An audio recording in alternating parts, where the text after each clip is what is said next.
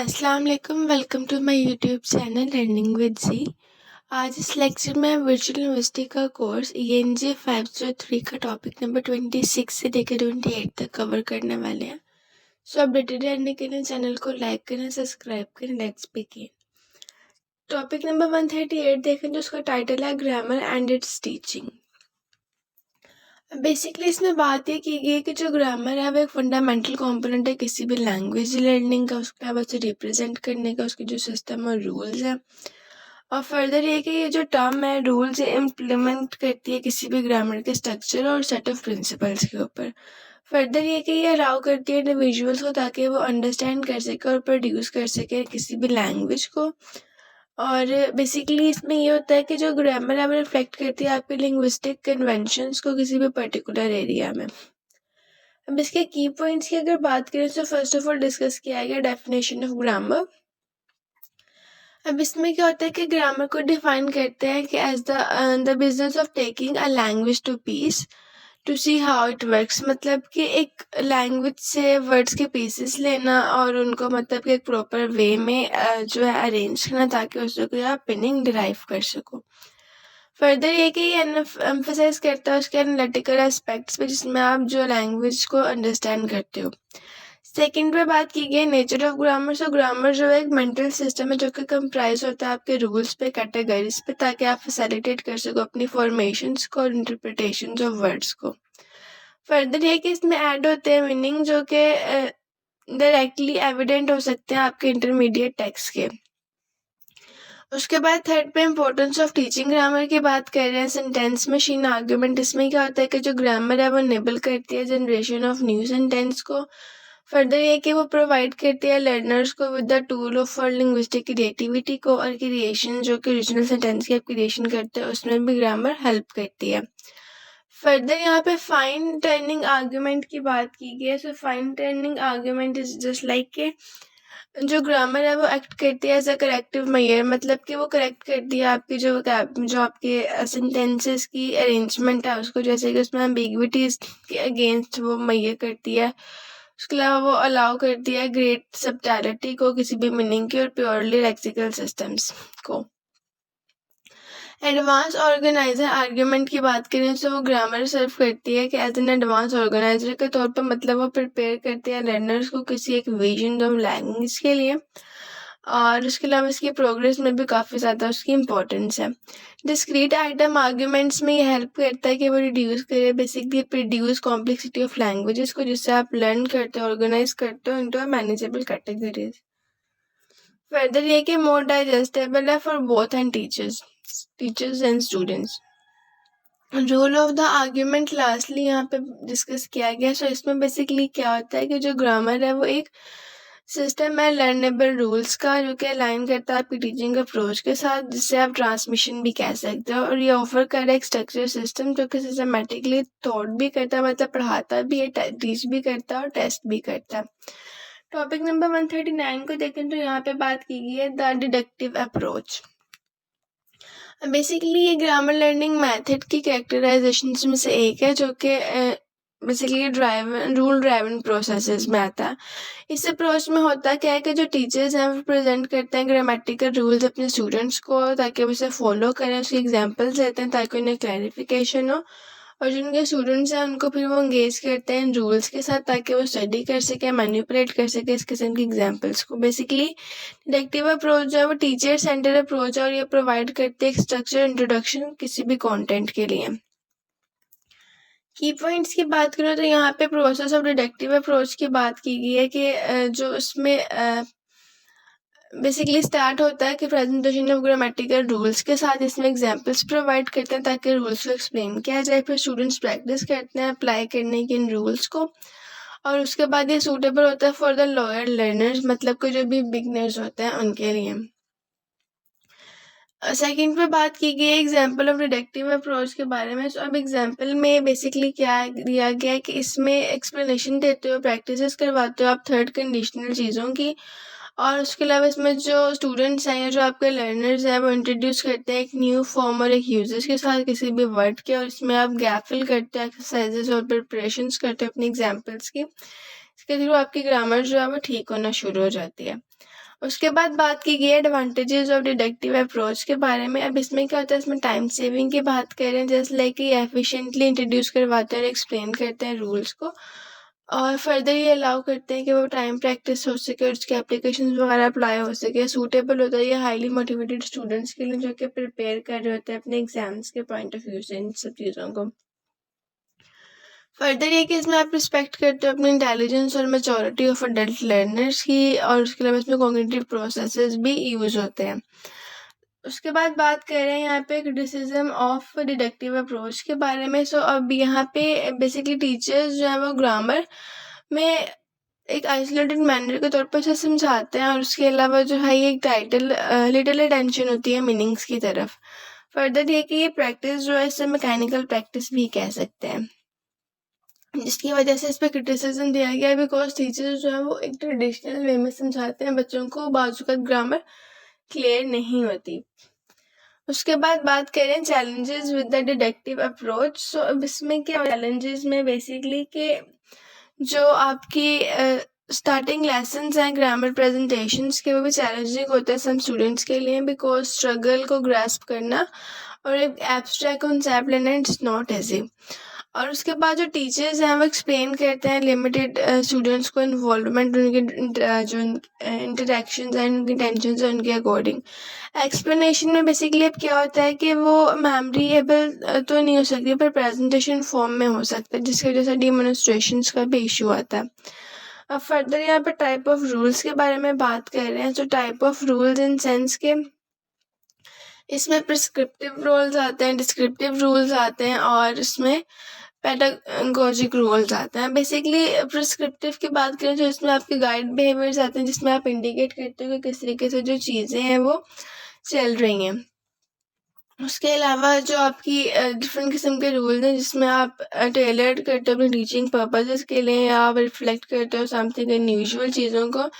Attributes of good rules में आप clarity और सिंपलिसिटी देते हो। फॉर्मेलिटीज आती हैं आपकी, जिसमें आप सिंपल कॉन्सेप्ट्स को यूज़ करते हो, और ओवरऑल इसमें ये सारी बातें की गई हैं। टॉपिक नंबर 140 को देखें तो इसमें बेसिकली बात कर रहे हैं द इंडक्टिव अप्रोच।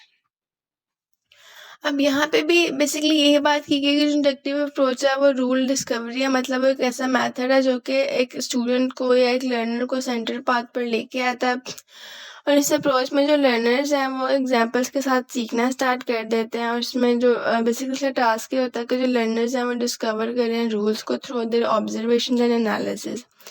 मतलब डिडक्टिव मेथड से बिल्कुल ऑपोजिट है। इसके की पॉइंट्स की बात करें तो फर्स्ट ऑफ ऑल यहाँ पे बात की गई प्रोसेस ऑफ इंडक्टिव अप्रोच के बारे में। तो ये स्टार्ट होता है विद प्रेजेंटिंग, मतलब इसमें आप प्रेजेंट करते हो स्टूडेंट्स को numerous example of language uses की। फर्दर यहाँ पे क्या होता है कि जो स्टूडेंट्स हैं उनको इनकरेज किया जाता है ताकि वो एनालाइज कर सके एग्जाम्पल्स को, डिस्कवर करें अंडरलाइंग रूल्स को। और टीचर्स जो हैं वो रिफ्रेंस करते हैं फ्रॉम योर प्रोवाइडिंग पैरामेबल्स जो कि कोई कॉन्सेप्ट में यूज होते हैं।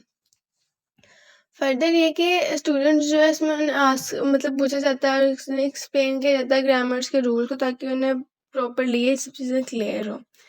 एडवांटेजेस की बात कर लें तो इसमें क्या होता है कि इसमें आप प्रोवाइड करते हैं न्यू नॉलेज ऑफ लैंग्वेज, और आप इसमें जो यूजेज होता है वो थ्रू योर डिस्कवरी मेथड होता है। लर्नर इसमें एक्वायर करते हैं एक फर्स्ट हैंड इन्फॉर्मेशन को through the actual observation. Discovery ruling में बेसिकली इंडिपेंडेंटली मेक करते हो आप, जैसे कि मीनिंगफुल चीज़ें मेमोरेबल और एप्लीकेबल हों। उसके अलावा एक्टिविटी ओरिएंटेड होता है, पर उसके अलावा जो एक्टिव लर्नर प्रमोट करते हैं चीज़ों को, मोटिवेशन आती है, प्रॉब्लम सॉल्विंग एबिलिटीज़ आती है, और जो लैंग्वेज प्रैक्टिसेस हैं वो ऑटोनॉमी वगैरह की चीज़ों के लिए भी स्टूडेंट्स प्रिपेयर हो जाते हैं। अब फर्दर यहाँ पे जो बात की गई है उसमें बात कर रहे हैं डिसएडवांटेजेस ऑफ इंडक्टिव अप्रोच। अब इसमें क्या होता है कि ये बेसिकली स्लो लर्निंग प्रोसेस है, बिकॉज इसमें जल्दी से आप नहीं सीखते कि स्टूडेंट्स को इसको सीखने के लिए टाइम कंज्यूम करना पड़ता है, और ये जो टाइम स्पेंड है वो वर्किंग आउट करना आपके रूल्स पर रिड्यूस करता है, आपके टाइम अवेलेबिलिटी को और आपके प्रोडक्टिव जो प्रैक्टिसेस हैं उनको। स्टूडेंट्स का जो हाइपोथेसिस है वो इनकरेक्ट रूल्स में भी आ सकता है, स्पेशली अगर वो ओवर टेस्टिंग नहीं करते। तो सेम लैंग्वेज एरिया होता है तो इसमें एस्पेक्ट और मोडालिटी के रेजिस्ट के इशू भी आ सकते हैं, इजी रूल फॉर्मेशन हो सकती हैं। स्टूडेंट्स माइट भी फ्रस्ट्रेशन में आ जाएं कि स्टूडेंट मतलब प्रेफर ना करें स्ट्रेट फॉरवर्ड प्रेजेंटेशन और रूल्स को।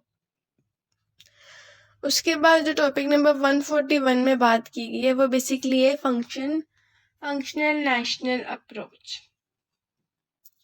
अब इसमें क्या होता है कि जो फंक्शनल नेशनल अप्रोच है ये सेंट्रल आपका एरिया है, ये सेंट्रल अराउंड और ये आइडिया जो कि एक लैंग्वेज लर्नर के लिए प्राइमरी इंटरेस्टेड होता है, जिसको आप किसी भी लैंग्वेज में यूज़ करते हो किसी भी प्रैक्टिकल पर्पस के लिए। इसमें आप अंडरस्टैंड करते हो कि किस तरीके से जो आप कम्युनिकेट करते हो वो कैसे इफेक्टिवली होती है, और जो आपकी अप्रोच है वो किस तरीके से फोकस करती है सिर्फ ग्रामेटिकल स्ट्रक्चर्स पे। इसमें आप एम्फेसाइज करते हो फंक्शनल और कम्युनिकेटिव एस्पेक्ट्स ऑफ लैंग्वेजेस को। की पॉइंट की बात करें फर्दर, तो इसमें अब की पॉइंट क्या है कि objective of the functional national approach के बारे में बात कर रहे हैं। मतलब इसमें आप एक्सप्लेन करते हो लैंग्वेज को इन टर्म में कि जो प्रैक्टिकल यूज एवरीडे में वो किस तरीके से और सेमेंटिक को अडॉप्ट करते हो, प्रैग्मेटिक्स को अडॉप्ट करते हो ओरिएंटेशंस के साथ with in your grammar. Relevant terms in the functional national approach में सेकंड यहाँ पे पॉइंट है, इसमें बेसिकली आप नेशन को, फंक्शंस को, सिचुएशंस को डिस्कस करते हो। और फर्स्ट ऑफ ऑल अगर नेशन की बात करें तो इसका मीनिंग मतलब एलिमेंट जो कि एक्सप्रेस होते हैं through your various components. Functions basically क्या होता है कि इसमें कम्युनिकेटिव एक्ट्स और पर्पसेस होते हैं जो कि अचीव करते हो through your language, just like suggest करना, प्रॉमिसिंग करना, अपोलोजाइजिंग करना। सिचुएशंस में आते हैं आपके एक्सटर्नल फैक्टर जिसमें आप इन्फ्लुएंस करते हो लैंग्वेज वेरिएशंस को, जैसे कि फॉर्मेलिटी है, इनफॉर्मेलिटी और डायलेक्ट्स वगैरह। Criticism of functional national approach की बात करें फर्दर, सो क्रिटिसिज्म में बेसिकली अब यहाँ पे जो उन्होंने बताया वो ये कि जो आपकी डिफ़िकल्टीज हैं किसी भी सीक्वेंसिंग में वो आ सकती है। मतलब इसमें आप चैलेंज करते हो कि डिसाइडिंग द ऑर्डर, मतलब इसमें फंक्शंस जो आपके वो प्रेजेंट करते हैं जिसमें आपको ज़्यादा सारे मुसीबतें या कह लें कि मसाइल पेश आते हैं। ग्रामेटिकल कॉम्प्लेक्सिटी होती है इसमें, just like a wide range grammatical structure है, तो उसमें नीड क्या होता है कि आप मैनिपुलेट करते हो बेसिक फंक्शंस को, आप मैनिपुलेट कर देते हो। और रैंडम नेचर में प्रिजर्व करते हो रैंडमनेस को in the language you used. Advantages of the functional national approach की बात करें तो यहाँ पे बेसिकली डिस्कस किया गया कंट्रीब्यूशन टू मेथडोलॉजी के बारे में बता रहे हैं, लाइक सिग्निफिकेंट कंट्रीब्यूशन है specially to the communicative language teaching. Integration in course book में जो आपके मॉडर्न कोर्स बुक है वो इनकॉर्पोरेट करते हैं functional syllable along side grammars के साथ, वोकैबुलरी कंपोनेंट्स के साथ। और उसके अलावा कम्युनिकेशन फोकस लर्निंग का मतलब इसमें आप प्रोवाइड करते हो लर्नर्स को विद योर कम्युनिकेटिवली यूजफुल एक्सप्रेशंस, और इसमें स्ट्रक्चर्स लेबल्स होते हैं। ओवरऑल इसमें ये डिस्कस किया गया। उसके बाद अगर टॉपिक नंबर 142 देखें तो इसमें बेसिकली बात कर रहे हैं वो टीचिंग ग्रामर थ्रू टेक्स्ट। अब इसमें क्या होता है कि जो आपकी टीचिंग ग्रामर है वो आप एम्फेसाइज करते हो importance of your context in language learning, और इसकी जो अप्रोच है वो रिकॉग्नाइज करती है कि लैंग्वेज का जो कॉन्टेक्स्ट है वो सेंसिटिव है, ये जो लर्नर है उसको नीड एक्सपोजर की टू द ऑथेंटिक टेक्स्ट और नहीं है, और किसी तरीके से जो ग्रामर के फंक्शन है उनको अंडरस्टैंड कर रहा है रियल लाइफ कम्युनिकेशंस में। फर्दर ये कि ये जो मेथड है ये कंट्रास्ट है specially with the written language, written English language, foreign language कह सकते हो EFL टेक्स्ट के साथ। और उसके अलावा जो है इसमें आप कंसीडर कर सकते हो उसके एडवांटेजेस को, डिसएडवांटेजेस को, जो कि अभी हम आगे देखेंगे। अब फर्दर यहाँ पे authentic text versus classroom text की बात कर रहे हैं, मतलब स्पेशली जब आप रिटन करते हो EFL टेक्स्ट को, तो इसमें जो आपका टेक्स्ट है वो अनइंटरेस्टिंग और डीमोटिवेटिंग भी हो सकता है। और ऑथेंटिक टेक्स्ट में बेसिकली आप पोज करते हो चैलेंजेस को फ्रॉम लोअर लेवल स्टूडेंट्स में, इनके अनफेमिलियर वोकैबुलरी होती है, सिंथेटिक कॉम्प्लेक्सिटीज होती है इस वजह से। और सॉल्यूशंस में आप सिंप्लीफाई करते हो ऑथेंटिक टेक्स्ट को with retaining your genuine flavours.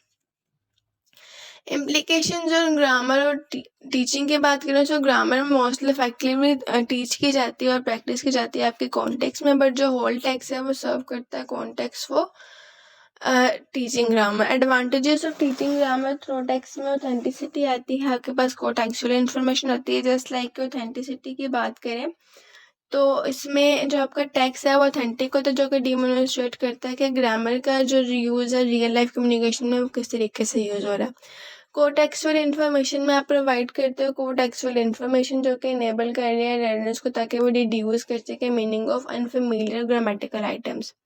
Comprehensive input में टेक्स्ट ऑफर करता है आपके ग्रामर इनपुट्स को, वोकैबुलरी इनपुट्स को, स्किल प्रैक्टिसेस को, और एक्सपोजर करता है टेक्स्ट ऑर्गेनाइजेशन के फीचर्स के साथ। एंगेजमेंट्स में जो टेक्स्ट है वो स्टूडेंट्स देमसेल्फ प्रोवाइड करते हैं और इंगेज करते हैं इन सब चीज़ों में। उसके बाद बारी आती है डिसएडवांटेजेस की। So disadvantages of teaching grammar through text.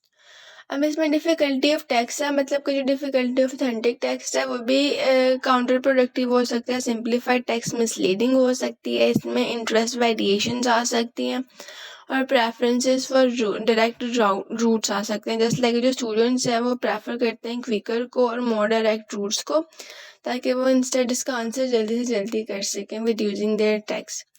उसके बाद जो है आपके पास नेक्स्ट टॉपिक, उसमें है how to test grammar.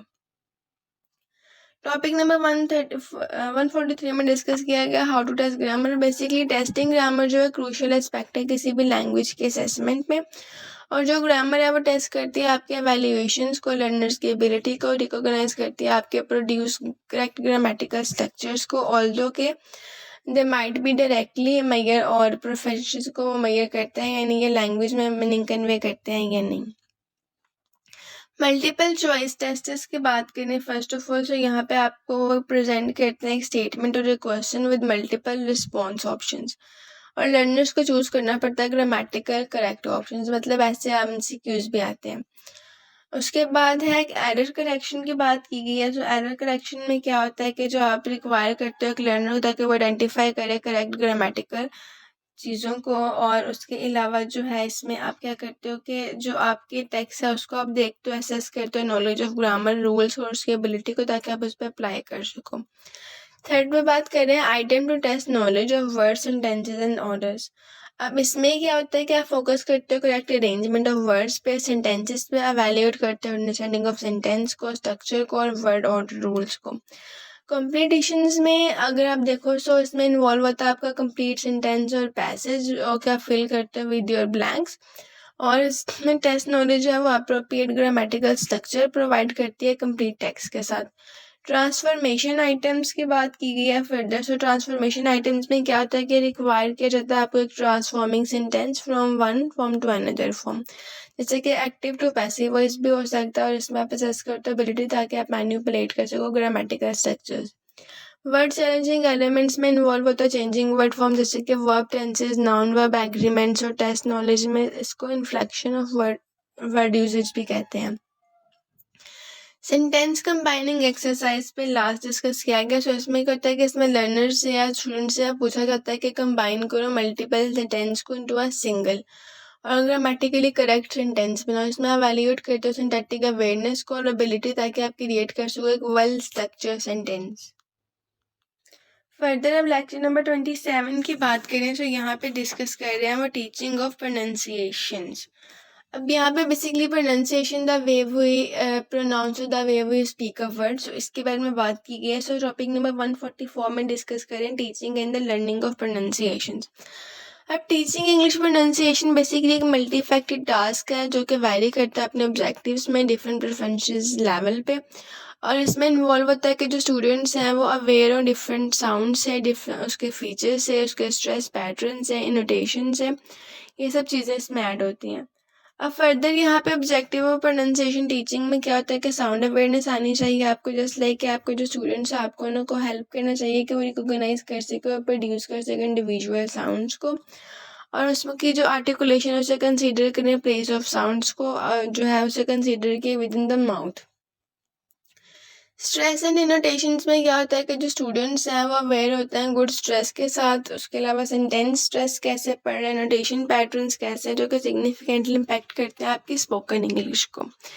Third पे डिस्कस कर रहे हैं वो एड्रेसिंग इंटेलिजिबिलिटी इश्यूज, मतलब इसमें प्रोनाउंसिएशन टीचिंग जो है एड्रेस करते हैं इसमें आप स्पेसिफिक इश्यूज के साथ।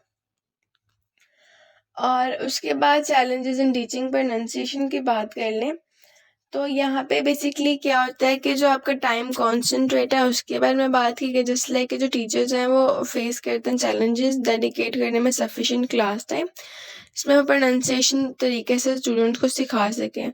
ड्रिलिंग फटीग में क्या होता है कि जो आपके ट्रेडिशनल मेथड्स हैं किसी भी एक्सेसिव ड्रिलिंग ऑफ साउंड्स के और मिनिमल पेयर्स के वो भी लीड करते हैं डिसइनकरेजमेंट में among your students and teachers.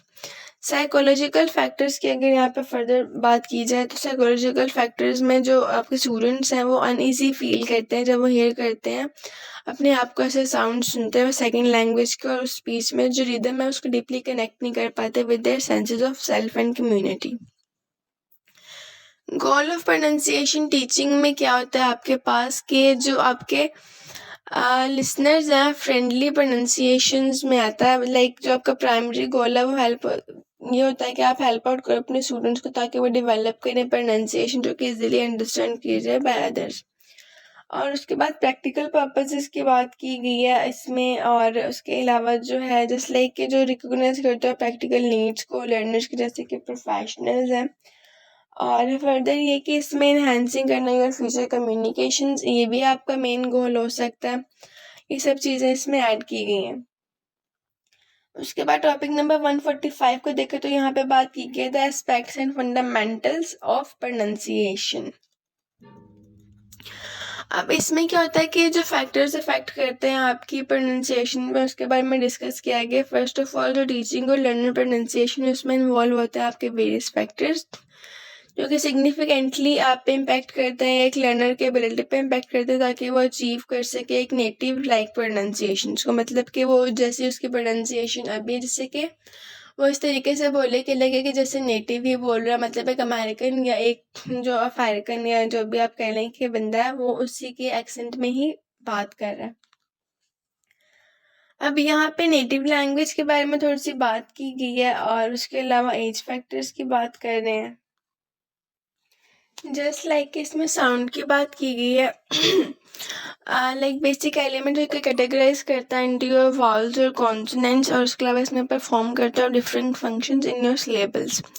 Combination of sounds में जो साउंड्स है वो अकर करते हैं ग्रुप में, जैसे कि आपके consonant clusters and linkage of sound में अकर होता है लाइक आपके transitioning from one other to another.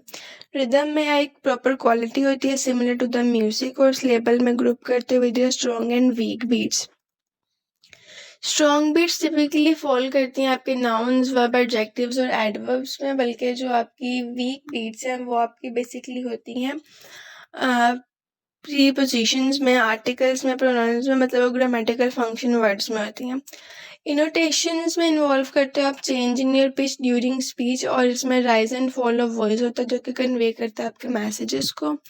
और डिफरेंट पिच पैटर्न्स होते हैं जो कि आपका मैंने बताया कि राइज और फॉल पर डिस्कस होता है, वेरियस एक्सप्रेशंस भी वो प्रोवाइड करते हैं। उसके बाद speaking with the foreign accent, इसमें आप कंसीडर करते हो पार्ट ऑफ वंस आइडेंटिटी, और इसमें आप बिकम कम्युनिकेटिव प्रॉब्लम को भी फेस करते हो जिसमें आप लीड अप करते हो मिसअंडरस्टैंडिंग्स, एक्सेप्टेंस होती है आपके डाइवर्स एक्सेंट इन कम्युनिकेशंस में। उसके बाद प्रोनाउंसिएशन की फैक्टर्स इन अफेक्टिव ट्यूशंस के बारे में बात कर रहे हैं। जस्ट लाइक कि यहाँ पे जो फोकस है वो लार्जर स्पीच पे यूनिट्स पे, तो जस्ट लाइक आपके वर्ड्स, फ्रेजेस, सेंटेंस अफेक्टिव होते हैं then individual sounds. Pronunciation lessons में जो इन्वॉल्व है वो स्टूडेंट्स एक्चुअल स्पीकिंग होता है other than just learning rules. इसमें आपकी एक्सपर्ट नॉलेज ऑफ रूल्स आ सकती हैं जो कि बेसिकली नॉट इजीली ट्रांसफर होते हैं प्रोनाउंसिएशन प्रैक्टिसेस में। इस किस्म के इसमें पॉइंट्स दिए गए। प्रोनाउंसिएशन लर्निंग रिक्वायर करते हैं एक्सटेंसिव प्रैक्टिसेस को, specially in the early stages. Repetition of phrases और सेंटेंसेस एक वैलिड इफेक्टिव प्रैक्टिस लगती है। और थ्रू प्रिपरेशन जिसमें इन्वॉल्व होता है आपका perception of English sound and concentrates. उसके बाद अगर टॉपिक नंबर 146 देखें तो यहाँ पे बात की गई फैक्टर अफेक्टिंग प्रोनाउंसिएशंस के बारे में। अब यहाँ पे द नेटिव लैंग्वेज की बात कर रहे हैं, एज फैक्टर्स की बात कर रहे हैं। जस्ट लाइक के नेटिव लैंग्वेज में जो फॉरेन एक्सेंट्स है वो ऑफन रिफ्लेक्ट करता है आपकी characteristics of learner native languages को। और उसके अलावा इसमें डिफरेंसेस जो हैं between the native language pronunciations आते हैं और इंग्लिश प्रोनाउंसिएशन में डिफरेंसेस भी आ सकते हैं।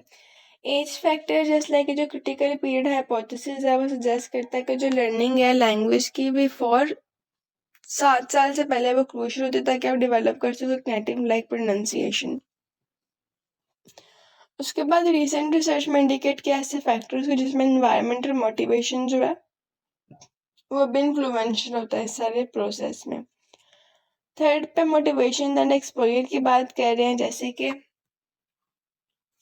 यहाँ पे डिस्कस किया गया है कि जो आपके लर्नर मोटिवेशंस और जो क्रूशियल ग्रुप्स हैं वो किस तरीके से लर्नर को आइडेंटिफाई करते हैं विद इन्फ्लुएंस प्रोनाउंसिएशन स्किल्स के साथ, और पर्सनल और प्रोफेशनल गोल्स में जो लर्निंग इंग्लिश है वो किस तरीके से इम्पैक्ट करती है लर्नर के डिज़ायर्स पर और उसके नेटिव प्रोनाउंसिएशंस पर। इवन जो अडल्ट्स हैं वो अचीव करते हैं कि हाइपरफेंसी और native like pronunciation specially with a strong motivation. Phonetic ability में जो इंडिविजुअल्स हैं वो न्यूट्रल एप्टीट्यूड रखते हैं फॉर योर ऑरल मेमोरीज और फोनेटिक कोडिंग एबिलिटीज और ऑडिटरी डिस्क्रिमिनेशन एबिलिटीज वगैरह में। और उसके अलावा जो इसमें पीपल हैं वो बेटर फोनेटिक एबिलिटीज को डिस्क्रिमिनेट करते हैं बिटवीन साउंड्स और मोर इफेक्टिवली मिमिक करते हैं एक्यूरेटली। उसके बाद एटीट्यूड एंड आइडेंटिटी की बात की गई। इसमें एक पर्सन है जो कि सेंस ऑफ आइडेंटिटी रखता है, ग्रुप ऑफ एफिलिएशन रखता है, स्ट्रॉन्गली ट्रूवन आपकी एक विजन के साथ, एक्यूरेट प्रोनाउंसिएशन के साथ, फॉरेन लैंग्वेजेस में जो यूज़ होती हैं। उसके बाद इंटेलिजिबिलिटी एंड वैराइटीज ऑफ इंग्लिश की बात की गई है लास्ट पे। तो इसमें क्या होता है कि इसमें जो इंग्लिश बीइंग है उसे इंटरनेशनल लैंग्वेजेस में, जिससे इसका मतलब है कि जो लर्नर्स हैं वो इंटरेक्ट करते हैं with both native and non native English speakers. Teachers इसमें एम्फेसाइज करते हैं इंटेलिजिबिलिटी पे over achieving a specific native accent, और जो लर्नर्स हैं वो एनकाउंटर करते हैं डाइवर्स इंग्लिश वैराइटीज को। टॉपिक नंबर 147 में बात की गई इंटेलिजिबिलिटी के बारे में। तो अब इसमें क्या होता है कि जो आपकी इंटेलिजिबिलिटी है वो रेफर करती है एक learning of clear and proper pronunciation के साथ with in a given context और टाइम, ताकि आप अंडरस्टैंड कर सको दूसरों को भी। अभी एक क्रूशियल एस्पेक्ट है आपकी इफेक्टिव कम्युनिकेशन में, पर्टिकुलरली इंटरनेशनल सेटिंग में। और ये जिसका प्राइमरी गोल है ये कि वो स्टूडेंट्स को बेसिकली अचीव करने में, प्रोनाउंसिएशन अचीव करने में अलाउ करते हैं कि वो कॉन्सिस्टेंटली अंडरस्टूड कर सके इस मेथड को। फर्दर यहाँ पे जो बात की गई उसकी इम्प्लीकेशंस की कुछ बात की गई, फैक्टर्स इन्फ्लुएंसिंग की बात की गई। सो फर्स्ट ऑफ ऑल जो यहाँ पे डिस्कस कर रहे हैं वो है कि आपका एटीट्यूड आइडेंटिटी के बारे में डिस्कस कर रहे हैं, जो मैं आपको ऑलरेडी बता चुकी हूँ कि आपके स्टूडेंट्स जो है वो किस तरीके से वेरी करते हैं एटीट्यूड से वर्ड देयर प्रोनाउंसिएशंस। उसके बाद टीचिंग इम्प्लीकेशंस आती हैं। टीचिंग इम्प्लीकेशंस में बेसिकली क्या होता है कि जो आपकी इंटेलिजिबिलिटी है वो आपका प्राइमरी गोल है, तो आपके सर्टेन प्रोनाउंसिएशन फीचर्स जो हैं वो ज़्यादा क्रूशियल होंगे देन अदर्स, और मास्टरी टू स्पेसिफिक लैंग्वेज और स्पेसिफिक साउंड और करेक्टर्सनेस में वर्ड फ्रेजेस का जो स्ट्रेस है वो एसेंशियल होता है किसी भी इफेक्टिव कम्युनिकेशंस के लिए। इसमें नोटेशन एक वाइटल रोल प्ले करती है मीनिंग कन्वे करने में, इंडिकेट करने में आपके नॉनसेंस जैसे कि क्वेश्चंस हैं, स्टेटमेंट्स हैं, एंथुसियाज्म है और बोर्डरूम्स हैं। फर्दर यहाँ पे बात की गई है लिंग्वा फ्रांसा कोर के बारे में। So lingua franca core in sense के जो आपके जो जिंकिस है जिन्होंने आइडेंटिफाई किया था मिनिमल फीचर्स को प्रोनाउंसिएशन के, उसको लिंग्वा फ्रांसा कोर कहते हैं। उसमें जो था उन्होंने कहा कि वो मास्टर्स फॉर म्यूचुअल इंटेलिजिबिलिटी होना चाहिए, और उसमें जो टीचर्स हैं उनको रिकॉग्नाइज करना चाहिए आपके अडल्ट लर्नर्स को, जो उनके एम है म्यूचुअल इंटेलिजिबिलिटी को लेकर, rather than achieving natural native like perfections को।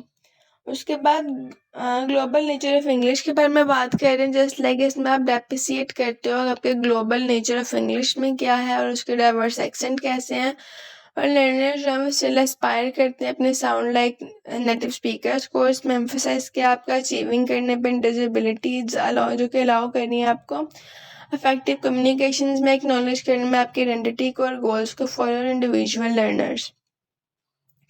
टॉपिक नंबर 148 में बात कर रहे हैं वो building awareness and concern for pronunciations. अब यहाँ पे बेसिकली इंपॉर्टेंस ऑफ अवेयरनेस की बात की गई है, जस्ट लाइक कि आपकी जो क्रिएटिंग अवेयरनेस है वो किस तरीके से वेरियस कंपोनेंट्स ऑफ प्रोनाउंसिएशन में यूज होती है, जैसे कि साउंड, स्ट्रेस और पिच वेरिएशंस आती हैं उसमें, और एक ऐसे क्रूशियल रोल प्ले कर रही है प्रोनाउंसिएशन टीचिंग में। अब यहाँ पे जो फर्स्टली डिस्कस किया गया है वो है ऑडिटरी चैलेंजेस के बारे में। ऑडिटरी चैलेंजेस में बेसिकली क्या होता है कि जो आपके लर्नर्स हैं वो स्ट्रगल करते हैं हियर करने में, डिस्टिंग्विश करने में between certain pronunciation features, specially जब साउंड जो है वो प्रेजेंट करते हैं देयर नेटिव लैंग्वेज में प्रेजेंट नहीं किए जाते। उसके बाद फिजिकल अनफेमिलियरिटी की बात कर रहे हैं, जैसे कि जो लर्निंग है वो फॉरेन लैंग्वेजेस में इन्वॉल्व होते हैं, मतलब फिजिकल अनफेमिलियरिटीज आती हैं जो कि आर्टिकुलेट करते हैं स्पेसिफिक साउंड्स को। टीचर्स इसमें प्रोवाइड करते हैं क्लियर एक्सप्लेनेशन और विजुअल्स ताकि वो शो कर सके लर्नर्स को कि जो साउंड है वो कैसे प्रोड्यूस हो रहा है, एड्रेस कर रहा है क्वेश्चन को, टंग की पोजीशन क्या है, लिप शेप क्या है फॉर स्पेसिफिक वाउल्स। इनोटेशन यूजेस की फर्दर यहाँ पे बात की गई है। सो इनोटेशंस में क्या होता है कि आपके जो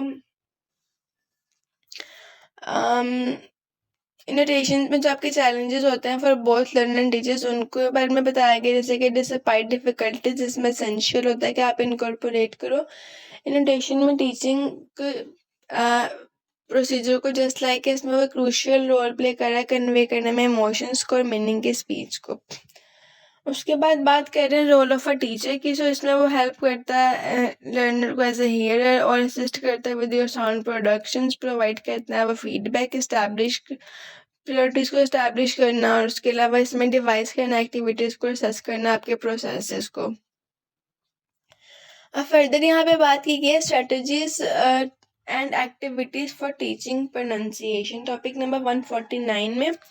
अब इसमें क्या होता है कि आप कल्टिवेट पॉजिटिव एटीट्यूड्स होते हैं टुवर्ड योर एक्यूरेसी, मतलब कि इसमें आप क्रिएट करते हैं एक पॉजिटिव क्लासरूम एटमॉस्फेयर जहाँ पे लर्नर्स जो फोकस करते हैं इंग्लिश प्रोनाउंसिएशंस पर फॉर इफेक्टिव कम्युनिकेशन, जिसमें वो प्रोवाइड करते हैं background lesson on various varieties of English, जिसमें आप हेल्प आउट करते हो अपने स्टूडेंट्स को ताकि वो अंडरस्टैंड कर सके एक स्पेसिफिक प्रोनाउंसिएशन फीचर को, आइडेंटिफाई कर सके स्पेसिफिक प्रोनाउंसिएशन फीचर्स। अच्छा जी, सेकंड पे ये बात दोबारा से रिपीट कर रहे हैं कि आइडेंटिफाई स्पेसिफिक प्रोनाउंसिएशन फीचर्स। तो इसमें क्या होता है कि आप डेवलप करते हो लिस्ट ऑफ साउंड्स को जो कि पोस्ट करते हैं आपके चैलेंजेस, जो कि बेस करते हैं आपके लर्नर्स नेटिव लैंग्वेजेस पे। इसमें लर्नर्स जो है वो अवेयर होता है आपके पोटेंशियल प्रोनाउंसिएशन और डिफिकल्टीज के साथ। उसके बाद make learners aware for prosodic features. अब इसमें क्या होता है कि जो आप एम्फेसाइज करते हो इंपॉर्टेंस ऑफ प्रोड्यूसिक फीचर्स पे, इसमें आपकी इनोटेशंस आती हैं, स्ट्रेस आता है, पिच आती है फॉर कॉम्प्रहेंसिबिलिटीज। इसमें आप कंडक्ट करते हो परसेप्शन एक्सरसाइजेस को और स्ट्रेस ड्यूरेशन, लाउडनेस, पिच वगैरह सब चीज़ें इसमें ऐड होती हैं। Focus on developing learner communicative competence में क्या होता है कि जो आपके एक्सपोजर है वो लर्नर्स के साथ कंजर्वेशंस में यूज़ होता है, लाइक आपकी कंजर्वेशन फीचरिंग यूज़ होती है, वेरियस प्रोनाउंसिएशन पैटर्न्स यूज़ होते हैं, और इसमें आप ऑडियो और वीडियो टेप फीचर स्पीकर्स पे रखते हो, डिफरेंट इंग्लिश वैराइटीज़ भी आप इसमें यूज़ करते हो। टीचिंग प्रोनाउंसिएशन टू बिगनर्स, इसमें क्या किया गया कि इसमें बेसिकली बात ये कर रहे हैं कि किस तरीके से जो एड्रेस करते हो आप सिलेबल स्ट्रेस को, वॉइस को, वॉइसलेस कॉन्सोनेंट्स को, साइलेंट लेटर्स को, और इसमें आपके जो टेलर रिसोर्सेज हैं, लेसन प्लान्स, एक्टिविटीज़ हैं, किस तरीके से बिगनर लेवल्स में यूज़ हो रही हैं। प्रोनाउंसिएशन एक्टिविटीज़ में आप slap the word just like a game है जहाँ पे लर्नर एसोसिएट करते हैं वर्ड को जो कि पोस्ट इट करते हैं on the wall with pronunciation patterns. Read and rhyme की स्कीम आती है, जस्ट लाइक इसमें आप स्टूडेंट्स को एंगेज करते हो with finding new words, rhymes with other presented cards etcetera. Encouraging speaking, मतलब कि इसमें आप मोटिवेट करते हो स्टूडेंट्स को ताकि वो अपने स्पीक को एज मच एज पॉसिबल अच्छा कर सके, री कर सकें और अपनी प्रोनाउंसिएशन को बेटर कर सकें through the process of communication.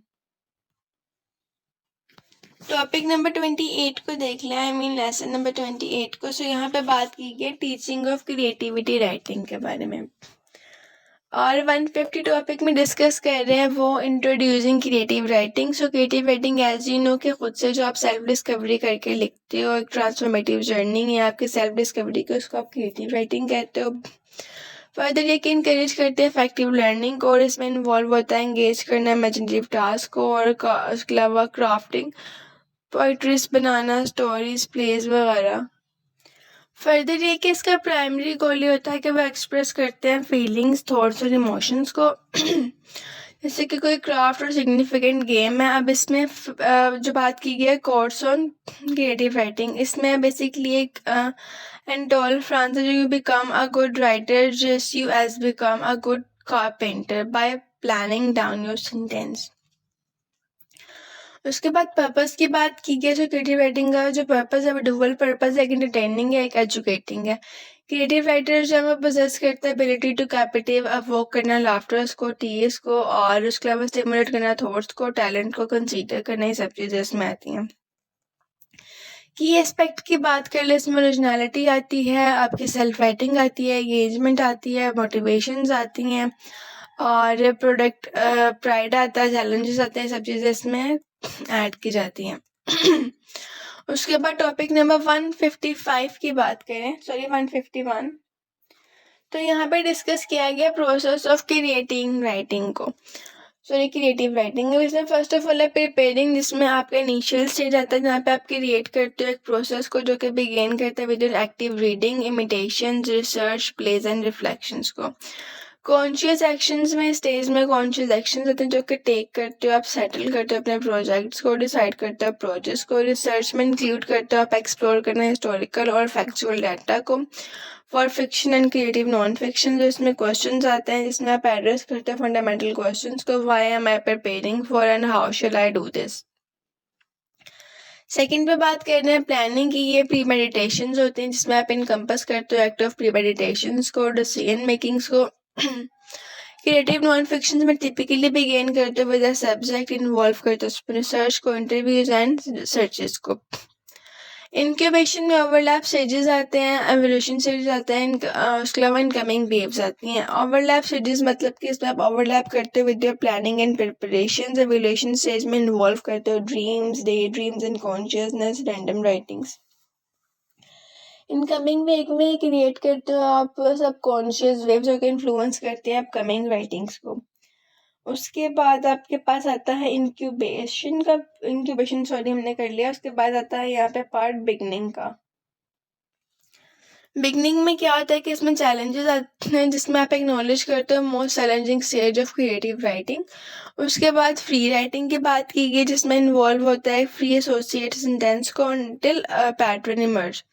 Open spaces में इनिशिएट करते हो journey with open space of pages. Elaborate series में progress through your series of gambles, shaping and reconfiguring and starting over में आता है।